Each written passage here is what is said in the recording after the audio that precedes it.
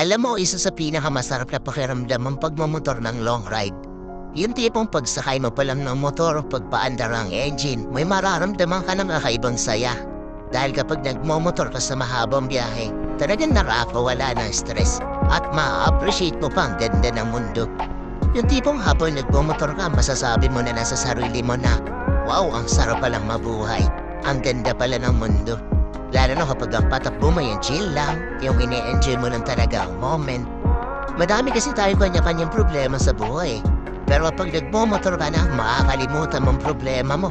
Lalo na kapag maganda ang view, maganda ang kalsada, tapos hindi mo namamalayan, nagkakaroon ka na pala ng positive mindset dahil magaan ang pakiramdam mo eh. Kaya kapag stress ka na, kailangan mo lang din talaga minsan ng mahabang biyahe bilang isang pahinga eh. Ang weird no? Kasi nakakapagod magmotor pero ito yung pahinga ng gusto-gusto ng marami. Pero sasabihin ko sa'yo, hindi ka tawa ng napapahinga kapag ka nagda-long ride ka eh. Hindi yung utak mo, kundi yung sarili mo mismo. Kaya deserve mo rin mag-enjoy. Deserve mo makarating sa magagandang lugar. Deserve mo ng bagong experience, ng bagong kwento.